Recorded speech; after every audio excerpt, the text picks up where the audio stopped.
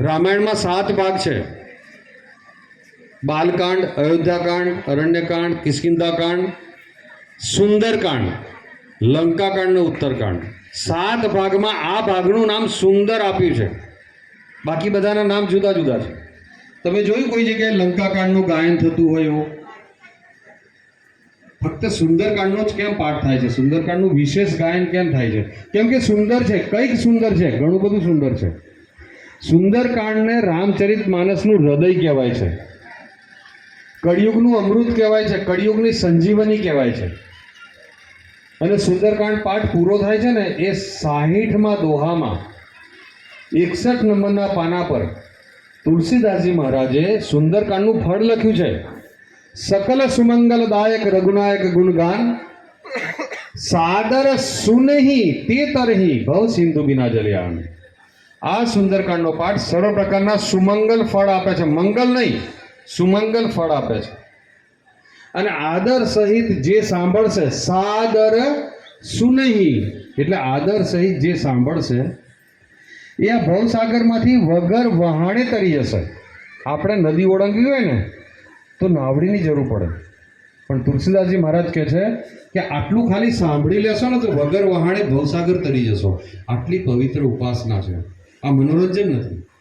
અને કિષ્કિંધાકાંડના અંતમાં તુલસીદાસજી મહારાજે લખ્યું છે કે ભવ બેસ જ રઘુનાથ જસુ સુનહી જે નર અરુ નારી તિનકર સકલ મનોરથ સિદ્ધ કરહી ત્રિશિરારી. ભવસાગરમાં જેટલા રોગો છે ને, ખાલી શરીરના રોગોની વાત નથી, જેટલા પણ રોગો છે આપણે સાદી ભાષામાં ત્રિવિધ તાપ કહીએ, આધિ, વ્યાધિ, ઉપાધિ. અને એકદમ સાદી ભાષામાં કહીએ તો શારીરિક, માનસિક, આર્થિક કે આધ્યાત્મિક કંઈ પણ તકલીફ હોય, કંઈ પણ રોગ હોય, કંઈ સંકટ હોય તો એની એક જ દવા છે. ભવ ભેષજ રઘુનાથ જસુ સુનહી જે નર અરુ નારી. આ ભવસાગરમાં જેટલા રોગ છે એની એક જ દવા છે, આ ભગવાનના ગુણગાન. અને આ ગુણગાન સુનહી જે નર અરુ નારી ને જે નર નારી ખાલી સાંભળશે.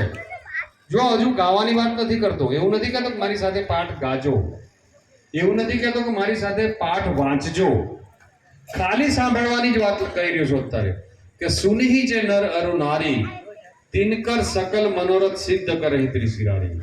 જે કોઈ નર નારી આજે આ પાઠને ખાલી સાંભળશે, ભગવાન એના મનોરથ પૂર્ણ કરશે. એટલે તમારે કંઈ પણ મનોરથ હોય ને મનમાં, અહીં જેટલા પણ બેઠા છે એ સૌને કહું છું કે મનમાં કંઈ પણ મનોરથ હોય તો હનુમાનજી મહારાજની સન્મુખ મૂકજો. સુનહી જે નર અરુ નારી તિનકર સકલ મનોરથ સિદ્ધ કરહી ત્રિશિરારી. ભગવાન તમારા મનોરથ પૂર્ણ કરશે એવું લખેલું છે. ચલો કદાચ તમે આ ના સાંભળી હોય પણ લગભગ બધાને હનુમાન ચાલીસા આવડતી હોય, અને હનુમાન ચાલીસામાં લખ્યું છે કે ઓર મનોરથ જો કોઈ લાવે સોઈ અમિત જીવન ફળ પાવે. એટલે કંઈ પણ તમારા મનમાં મનોરથ હોય તો હનુમાનજીની સન્મુખ મૂકજો, હનુમાનજી મનોરથ પૂર્ણ કરે છે. કઈ રીતે? ખાલી સાંભળવાની વાત કરું છું. જો સાંભળશો તો, અને એની ઉપર લખ્યું છે કે જો સુનત ગાવત કહત સમજત પરમ પદ નર પાવે. એમાં પહેલો શબ્દ છે જો સુનત. જો સાંભળશો, પછી વાત આવે છે ગાવાની, વાંચવાની, કહેવાની, સમજવાની. જો સુનત ગાવત કહત સમજત પરમ પદ નર પાવે. જે સાંભળશે ને એને પરમ પદ મળશે. આટલી પવિત્ર ઉપાસના. ખાલી સાંભળવાથી પરમ પદ મળે, ખાલી સાંભળવાથી મનોરથ પૂર્ણ થાય, અને ખાલી સાંભળવાથી ભવસાગર વગર વહાણે તરી જવાય. આવી ઉપાસના. અને આપણી હિન્દુ સંસ્કૃતિમાં એક શ્લોક છે, શ્રવણમ કીર્તનમ વિષ્ણુ સ્મરણમ પાદ સેવનમ અર્ચનમ વંદનમ સાખ્યમ આત્મનિવેદનમ. એમાં પહેલો શબ્દ છે શ્રવણમ. શ્રવણ ભક્તિ કરવા બેઠા છીએ આપણે, સાંભળવાની ભક્તિ છે આ. એટલે કઈ ન થાય તો ખાલી સાંભળવું. મારો કહેવાનો ભાવ એટલો જ છે.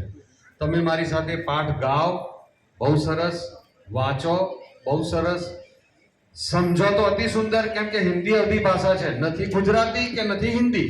અયોધ્યાની આસપાસની જે લોકલ લેંગ્વેજ છે ને એ છે.